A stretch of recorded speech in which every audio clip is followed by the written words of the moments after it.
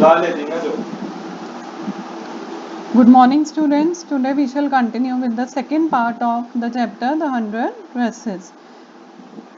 Obviously, it is also written by the same writer, Elzon Esther.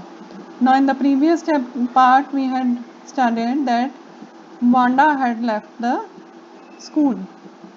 Okay, and now the next day, the whole class was sitting over there, and all of a sudden, there was a notice from principal's office, and there was a letter from Wanda's father, and the teacher wanted to read that letter to the whole class.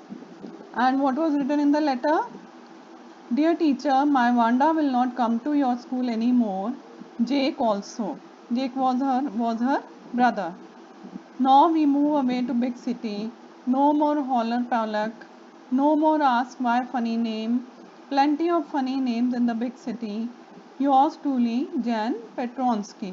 तो अब letter पढ़ के क्या पता पड़ रहा था कि वांडा जो है वो बहुत ज़्यादा परेशान थी, क्योंकि उसको क्लास में परेशान किया जाता था. Specially Peggy used to everyday ask how many dresses you have और how many, what type of dresses you are having. The questions that were asked to her, she didn't like those questions. So what had happened, they had moved to the another city, and now they will be going to another school. A deep silence met the reading of this letter. Miss Mason took off her glasses, blew on them and wiped them on her soft white handkerchief. Then she put them on again and looked at the class. When she spoke, her voice was very low. I am sure that none of the boys and girls in room 13 would purposely and deliberately hurt anyone's feelings because his or her name happened to be long unfamiliar one. तो letter से obviously पता पड़ रहा था कि Wanda को उसके नाम की वजह से परेशान किया जाता था, उसके नाम की वजह से चिढ़ाया जाता था. तो टीचर ने क्या बोला कि मुझे लग रहा है कि तुम सब इतने सेंसिबल हो कि तुम में से किसी ने उसको परेशान नहीं किया होगा. I prefer to think that what was said in thoughtlessness, कि अगर उसको कुछ कहा भी तुम लोगों ने तो उसको परेशान करने के मतलब से नहीं कहा था, बल्कि मजाक में या फिर बिना सोचे समझे बोल दिया. I know that all of you feel the way I do, that this was very unfortunate thing to have happened. Unfortunate and sad. ये बहुत गलत था हमारे लिए, बहुत बुरी बात हुई कि वांडा स्कूल छोड़ करके चली गई. अब फर्स्ट पीरियड में टीचर ने पढ़ाया. मैडी जो है वो अपने लेसन्स पे ध्यान देने की कोशिश कर रही थी, लेकिन फिर भी उसका ध्यान नहीं था और वो बहुत परेशान थी. And because of that sick feeling, her stomach was also upset. Now she was only thinking about Wanda, कि पैगी कैसे वांडा को ड्रेसेस के बारे में क्वेश्चंस पूछती थी. हालांकि वो क्वेश्चंस नहीं पूछती थी, लेकिन वो चुपचाप खड़ी रहती थी. तो अपने आप को वो क्या सोची थी, that she was a coward and she had behaved in a coward manner. So at least Peggy hadn't considered they were being mean, but she, Maddie, had thought that they were doing wrong. उसको लग रहा था कि वो गलत कर रहे हैं, लेकिन फिर भी उसने पैगी को रोकने की कोशिश नहीं करी. Goodness, wasn't there anything she could do? If only she could tell Wanda she hadn't meant to hurt her feelings. अब उसको बहुत बुरा लग रहा था. उसको लगता था कि कम से कम एक बार काश वो वांडा से मिल पाती और उससे कह पाती कि वो उसकी फीलिंग्स को हर्ट नहीं करना चाहती थी, उसको परेशान नहीं करना चाहती थी. उसको भी बहुत बुरा लग रहा था उसके लिए. वो कुछ करना चाहती थी. वो वांडा पेट्रोन्स्की को ढूंढ करके उससे बात करना चाहती थी.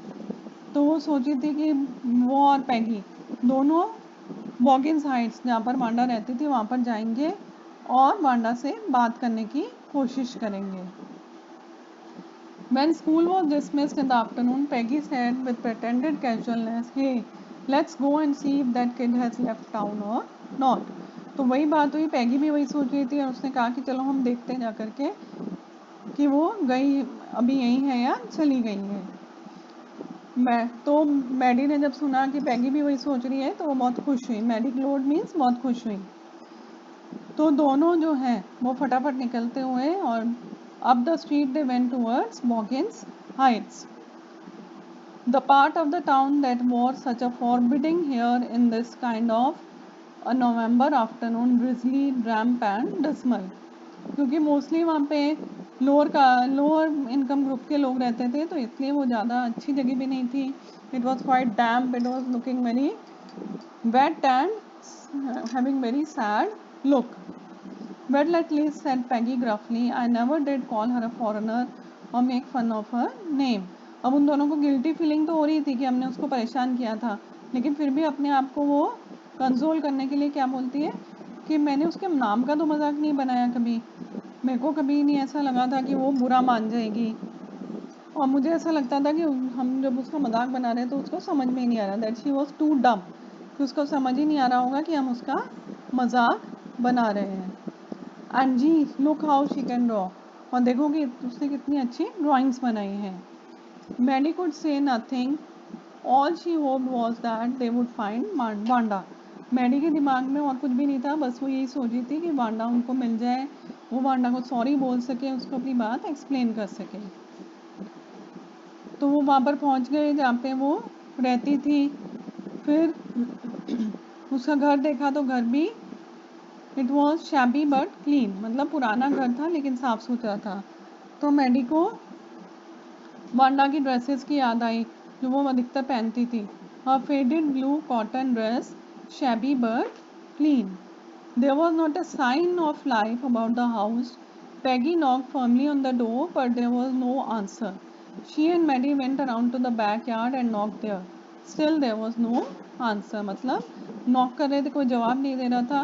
तो ऑब्वियसली उसका मतलब क्या था कि वांडा और उसकी फैमिली वहाँ से जा चुके थे.